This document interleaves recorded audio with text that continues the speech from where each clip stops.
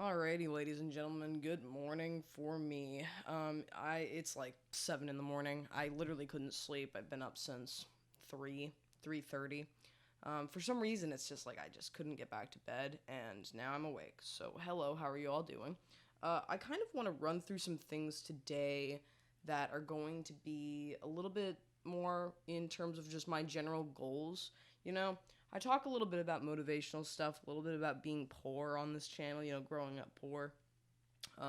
Just a little bit of this, that, and the other. You've seen some of the stuff on my channel. I kind of just try and do what I can, but I always want to propose a really good message, you know?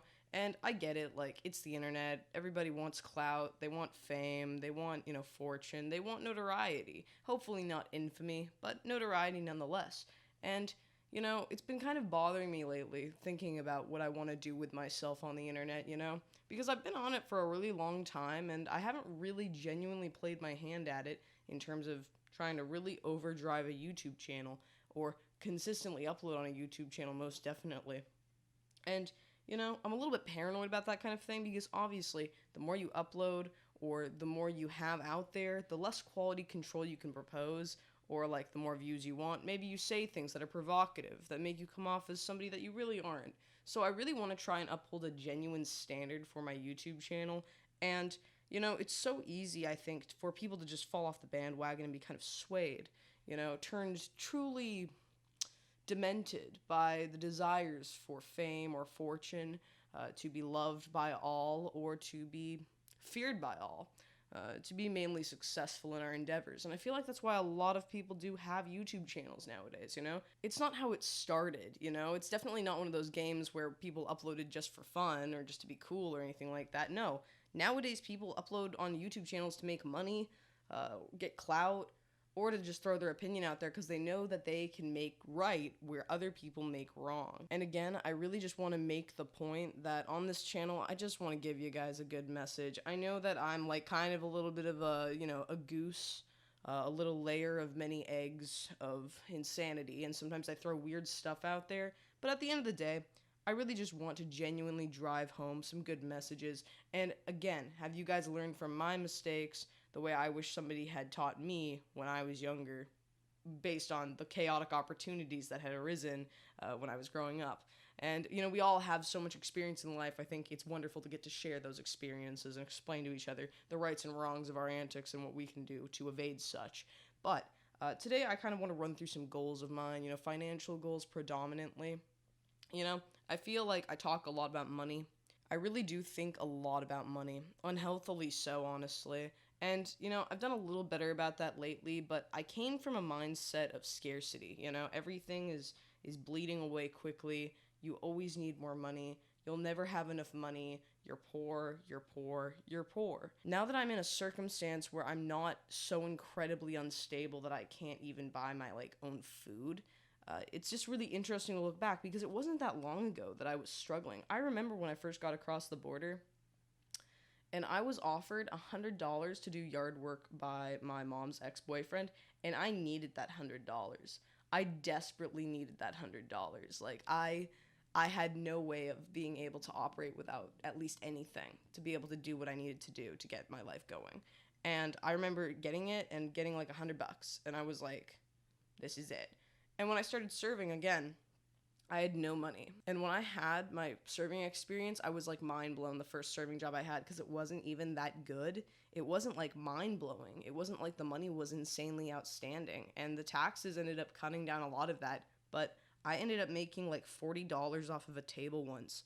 And it just blew my mind. Like, it blew my mind on how much money I could make through just serving. And, coming across the border, having no credit, very, very, very little money, no access to my social media accounts, a phone that didn't work, a family that loved me and was all in the same state as me and, chaos and agony and only very seldom opportunities and things I had to network around in order to kind of, propagate. I also didn't have a car at the time either. Like, the car that I have now is the only car I've ever had, and I got it in Virginia Beach a little over a year ago.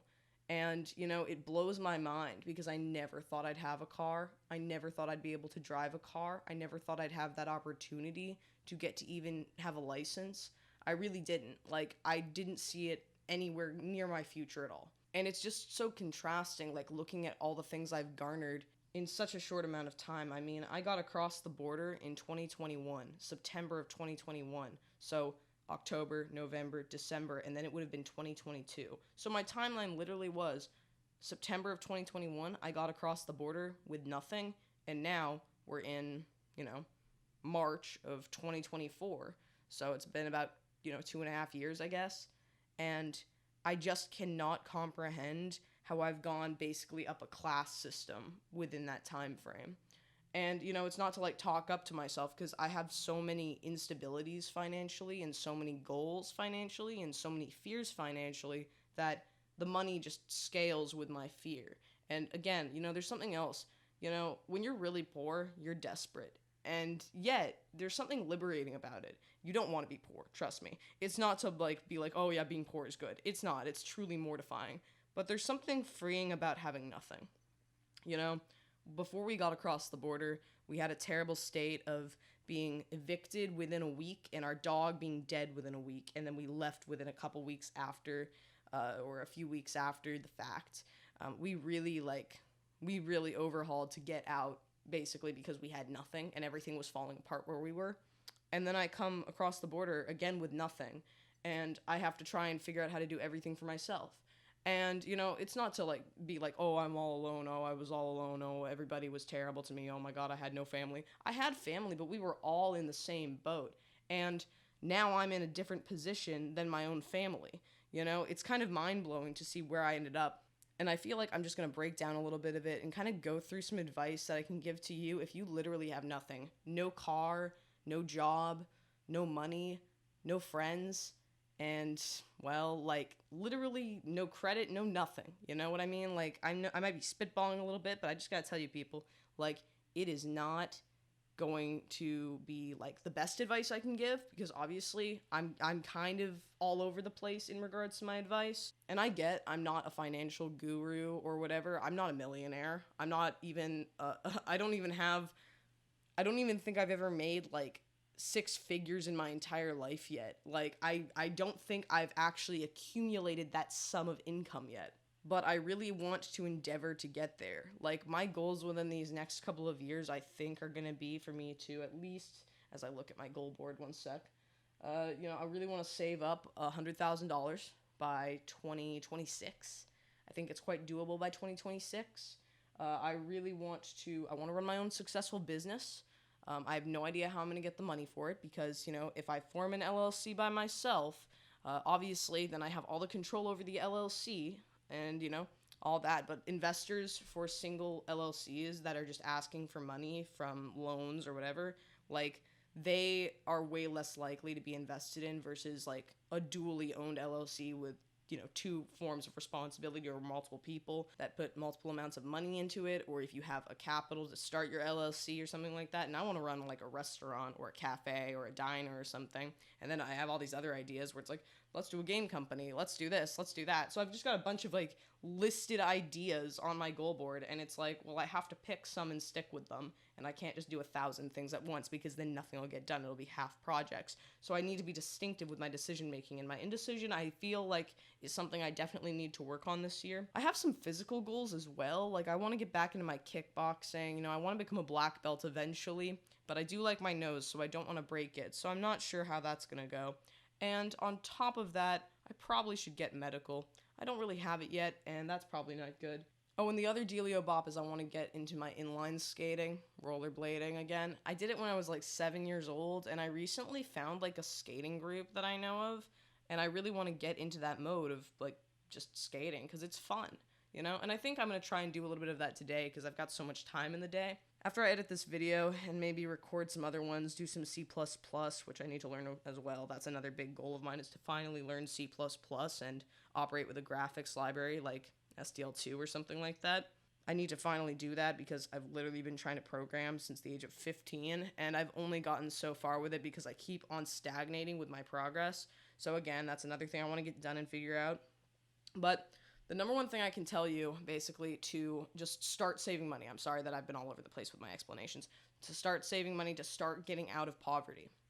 and to start really driving yourself upwards instead of just being constantly down is the first thing you need to do is find a job. It doesn't have to be insanely good. It just has to be a job. Now, depending on your credentials, like, I don't have a college education. I just got across the border with a high school education from Canada. I don't have a college education, and my resume is quite dull, I won't lie. There's all these, like, different little things, and it was mostly, like, serving slash fast food and some, like, commission work, self-employment, art stuff for a few years, and then back onto serving. But the extra serving is my resume now. When I got across the border, I didn't really have a ton of serving experience. So, when I started serving, I started at the very bottom. I started out at a restaurant that really didn't give me very good tables, didn't give me good money, and I worked my butt off doing doubles almost every day because I didn't have a car or a way of traveling to and from work. So I would have to usually Uber to work, Uber back home, and I wouldn't be able to afford any Ubers back or the time it would cost me to Uber on a break. So I would just stay there. I would sometimes get free food. I would do the art for our, board.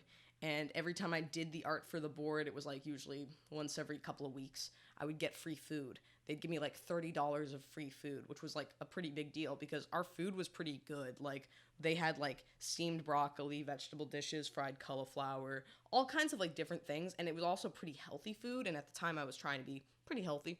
I'm still trying to be healthy now, obviously. It doesn't really change that much over the course of my life. But, I was much more in line with like, I want some good veggies. And now I'm just kind of like, I'll just get like a cheap pad thai or whatever the case is. I don't really care that much if I'm out and about. But usually I try to also stick to not spending tons of money out, like for food, although I do that a lot. That's another bad habit I have is to, buy a ton of groceries or to go out and then ball out on like food. And, it's not like I'm spending $800 on a dinner. That's an example that I pulled from a friend that told me that they spent $800 on a dinner. Hilarious. It's insane. But it was a really wild, crazy dinner for a special birthday occasion, so it makes sense. But I've never really done that.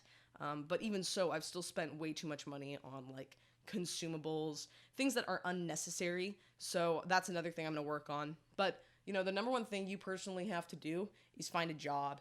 And I do recommend getting into the serving industry, the service industry, the restaurant industry, because you can basically start from nothing and build your way up. I would recommend trying to play your hand at it. I don't recommend just going to like dive bars or wing places, but dive bars can actually make you a lot of money as well. So if you're over the age of 21, try applying at a dive bar. If you go in there with no experience for bartending, it might be a problem, but just look up some basic bartending advice online. Learn, all of your equipment, learn the basic drinks, the basic cocktails. And if it's a dive bar, most of the time people are going to be getting like vodka sodas, beers, wine, whatever. Usually not wine because it comes from a box. There's not a lot of wine at dive bars, but you know what I mean. It's going to be really simple stuff. It's not going to be like Negronis or, more complex beverages. It's not going to be the bee's knees, It's going to be more in line with the typical like low scale stuff that is easy to pump out in volume or shots or stuff like that, chilled shots. So learn your equipment and learn basic alcohol logic, and then prove that. You can go on Indeed, do proficiency tests, and get yourself a an application or two at least. Indeed is outstanding for trying to find jobs. I must full-heartedly state, especially in terms of serving and bars. There's going to be a place for you. If one place doesn't work out, find another place. So dive bars are good. I don't usually do wing joints, but it's only because I've had bad experience in wing joints. Any kind of like upscale restaurants are really good, and the first job that I got was considered upscale. Like the first serving job I had was considered an upscale, a casual fine dining restaurant. So casual enough that it was for families and stuff, not the craziest bills, pretty low scale stuff, but good enough so that I could build a portfolio off of it, And, progressively I built from there, and I actually had an instance where I went there, and then I moved to Virginia Beach, and then I ended up getting a way worse job at a wing joint, and then my experience there was terrible. Catalytic converter from my car got stolen a Friday night when I was training there. they didn't catch the guy because they were like, oh, it's not on our cameras or anything, because their cameras were pretty trash. And, blah, blah, blah. The pay was pretty bad. The kitchen, the food was terrible, like, whatever the case is. But moving on from that, I ended up working at a wonderful, wonderful place in Virginia Beach that was considered an upscale dining establishment, and I only got to work there a couple of weeks before I had a breakup with my boyfriend and then left.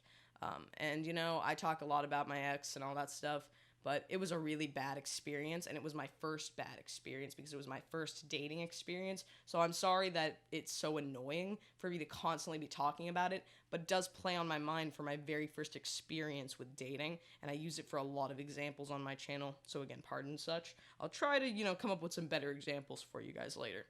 But I went from there, from this wonderful, wonderful dining place that I really didn't want to leave in Virginia Beach. And I actually contemplated staying in Virginia Beach if I had any amounts of time to, find a place and just work there and do my thing. But I'm so glad that I didn't. The next thing I did was go for a couple of weeks. I was going to stay longer, but certain circumstances made me go from Virginia Beach to Floyd, Virginia. And, by this point in time, I had my car. I have to mention this. I had gotten a license, and I had gotten a car in Virginia Beach. And throughout this time, I had made up a little bit of credit for myself, and I had financially stabilized enough to be able to afford my basic amenities. Now, it was a really big deal because this was the first time that I'd ever lived outside of my family home and had enough financial sums to be able to just operate like a normal human being with a vehicle. It was mind-blowing to me at the time.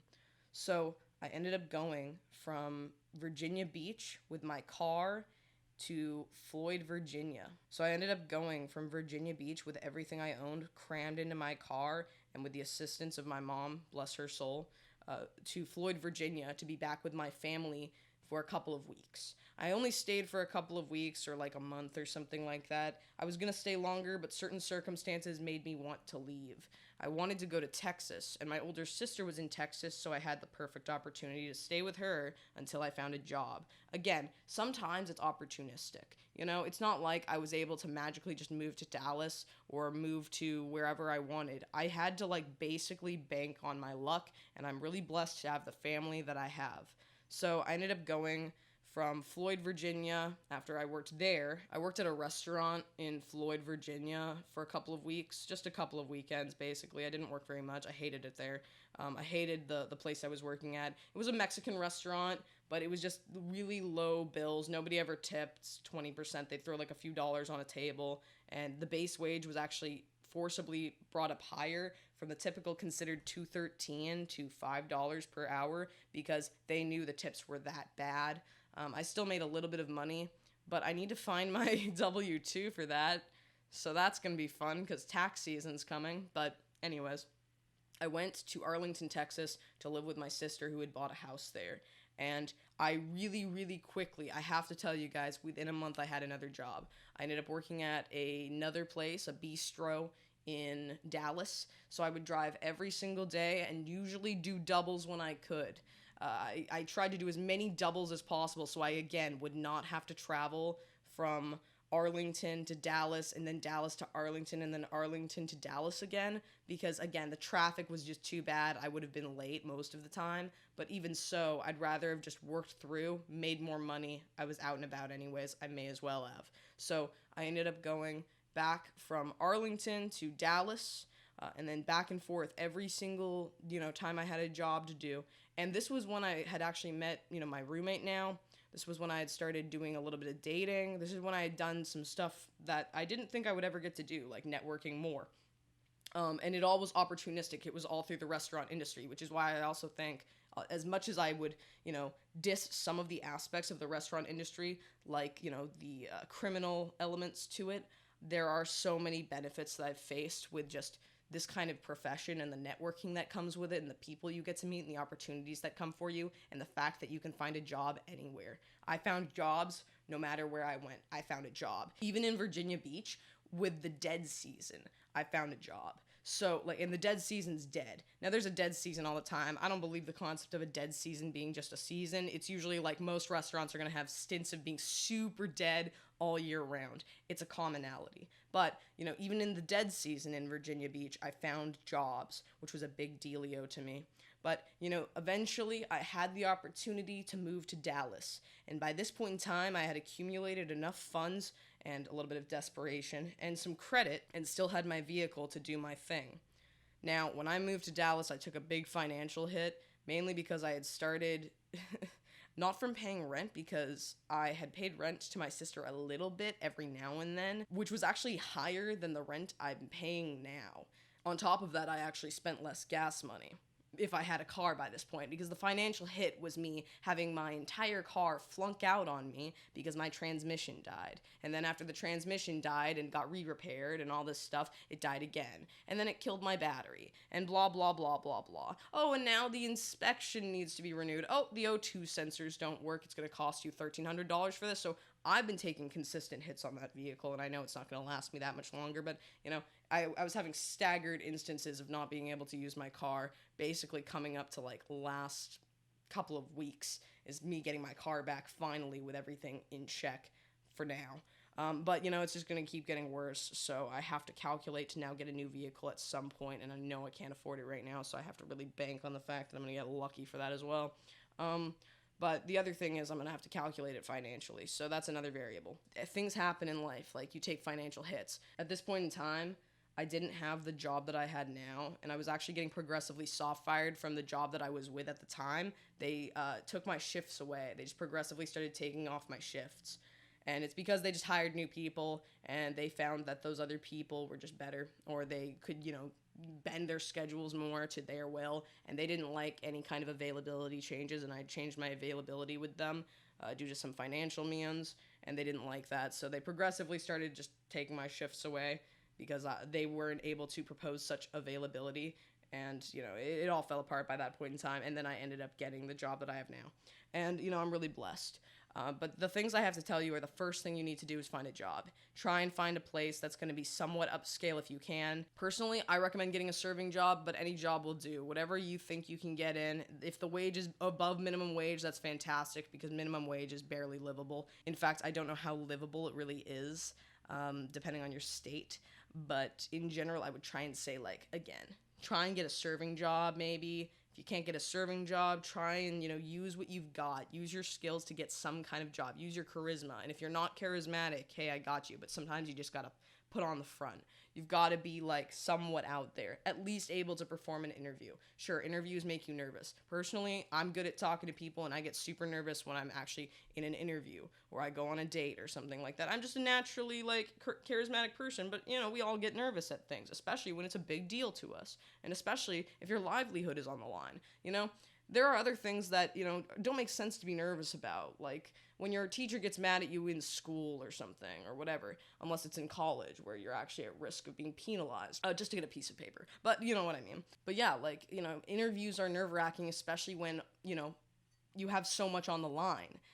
You have your entire livelihood on the line. Every single day you don't have a job is another risk. And, even a job is a risk in itself. There's physical risks, there's mental risks, and there's financial risks. And the number one thing is a risk to your time. These interviews might be wasting your time if you're not getting a job, so you don't want to have to keep throwing interviews out there. And when I got my first job in Dallas, they wanted to try and take me in for a second interview, and I was like, I'm not going to try. I didn't tell them this, but if I was thinking to myself, if they don't hire me basically today, I'm not going to be coming back for a second interview. I don't have time for a second interview. I'm just going to go to the next place and apply. And it's kind of funny because they literally hired me on the spot right there. And it was a really lucky draw because that's how I met a person who had me meet a bunch of other people that I now work with.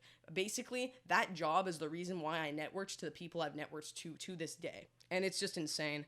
But the number one thing you need to focus on is make sure you get a job. The number one thing. And with that job, work it if you can as much as possible for the greatest level of benefit.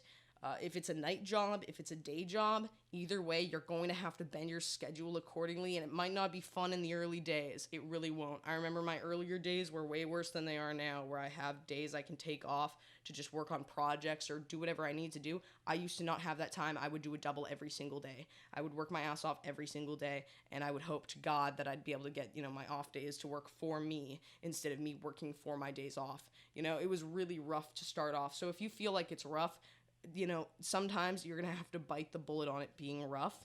and take limited days for yourself. And then that's where your mental health goes down. But we live in an era where mental health is promoted above all. You know, people say it online all the time.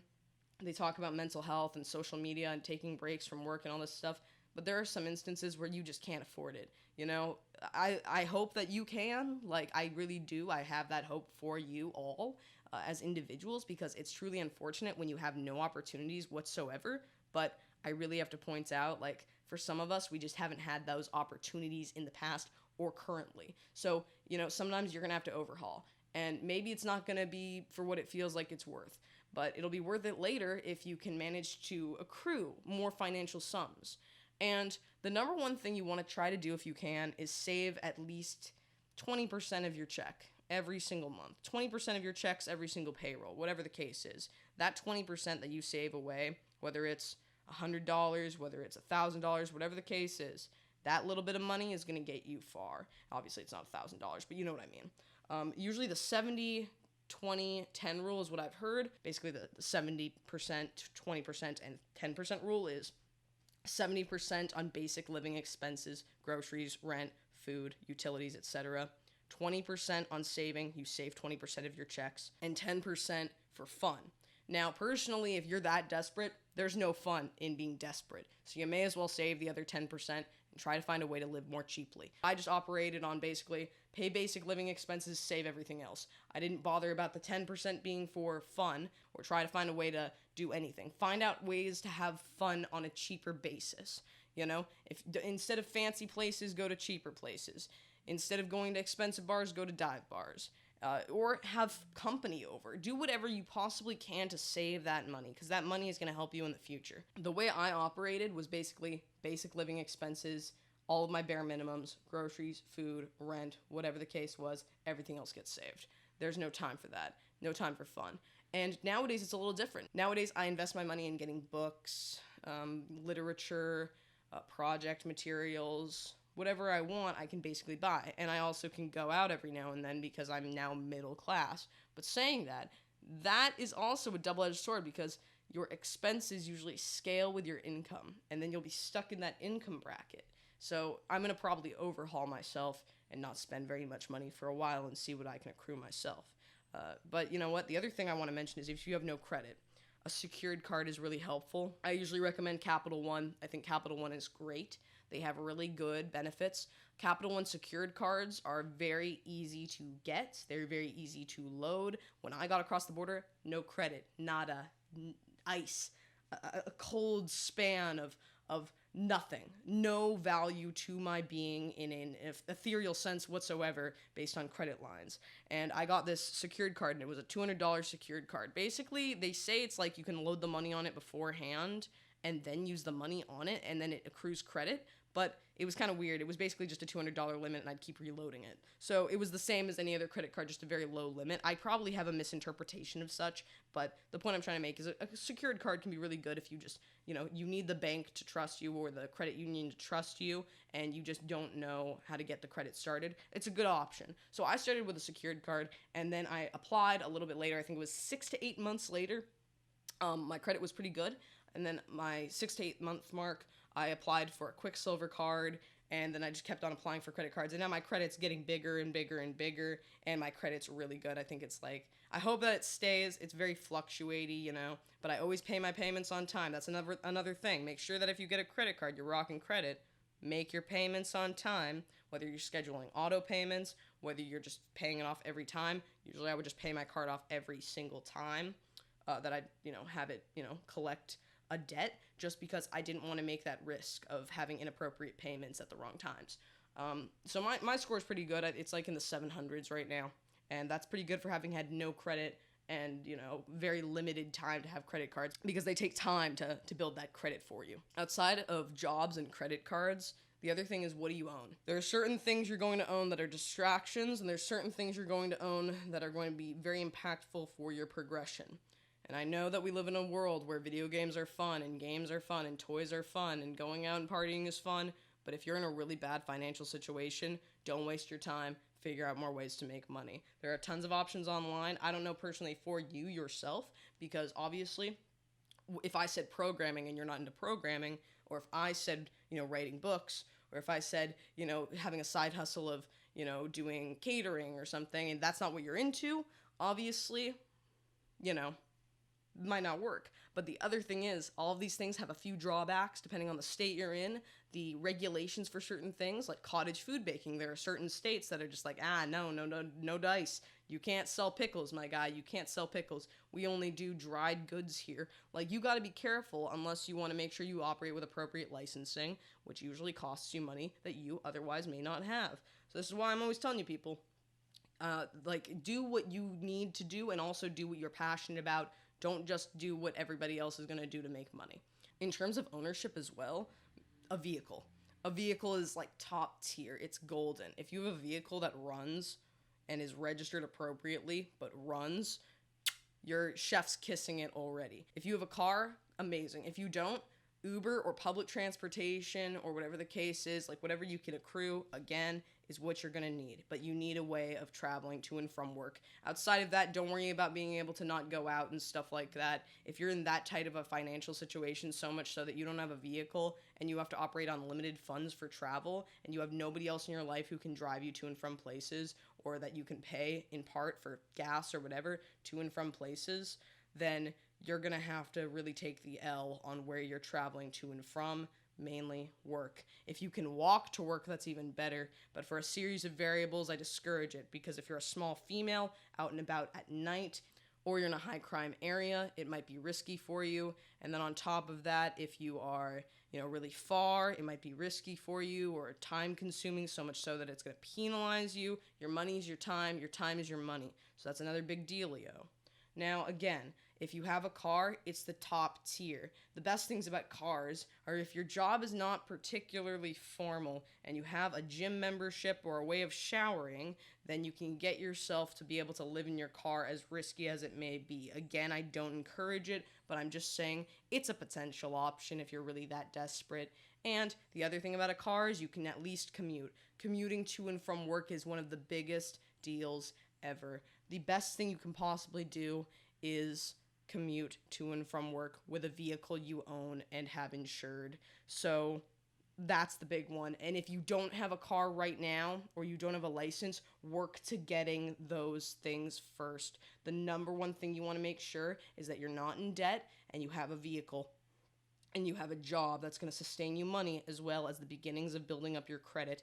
If you start doing those things, you'll start stabilizing. And again, like I have to point out, it took me 2 years, basically, like give or take, to become financially stable enough to be able to have this conversation with you now. And I think that for you, depending on your opportunities, it could take you longer, but it could also take you less time, depending on who you know, how to network, and the things you already have.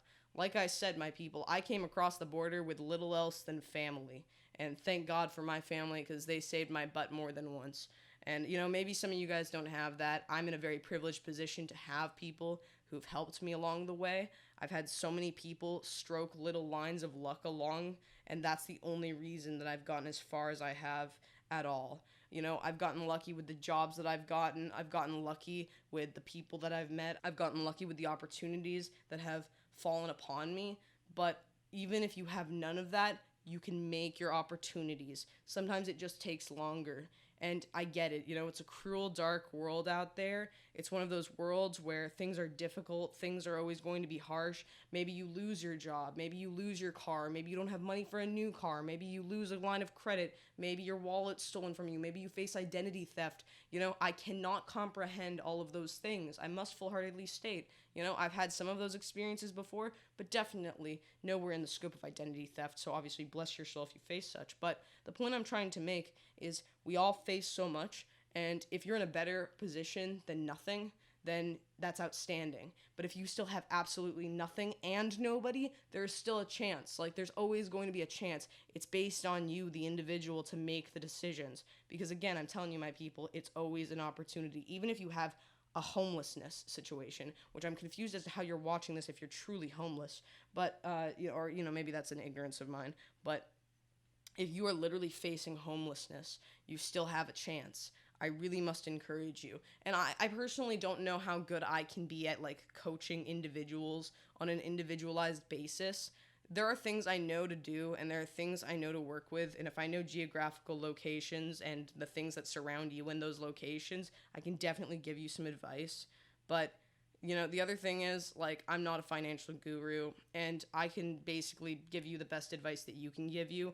I just have slightly more experience than some of you, and also some of you have more experience than me. But either way, drop in the comments below regarding such. And also, on my Patreon, I am going to add a tier for consultations of some kinds. I've been thinking about it, and I think it's going to be more on the basis of creative endeavors. But I was thinking, like, technically I could help with some of this, but obviously, like, I'd want to do it properly and actually invest what, I receive from you putting it in back into you. But then again, like, if you're that desperate for money, why would you be putting money in a Patreon tier? Naughty, naughty. Don't do that. If you're really that desperate, like, I can give more general advice that you can view for, oops, I'm spilling coffee, for free online. Again, the technical ads cost your time, but you get what I mean. But anyways, please comment below your perspectives, your experiences, where you're at right now in life, where you've been, where you're at now, whatever the case may be. Like, I love hearing about your experiences, and if you have advice for other individuals, put it down below. I will pin some of the best advice up there, and if you want to add to the pinned comment in the comment section of the pinned comment, we can do that, and we can have a big list of advice. I'd love to see some of that. I think it would be really fantastic to kind of help us break out of that financially disoriented bubble. So yeah, that was the video. I know it's a long one, but it's something I really have wanted to talk about for a long time now. So I'm really glad I have that opportunity to converse with you about such. So yeah. Anyways, thank you so much for watching, my friends. I hope you all enjoyed. And yeah, success is on the way. You just have to find it. You got to work for it. And I think you can do it. You're already looking for the solution, or you're looking at least online for how to break out of the current situation you're in now. So that's the first step, is thinking about how to make some changes for the better. So anyways, that was the video. I hope you all enjoyed. Thank you so much for watching. It's been lovely. And yeah, Slater.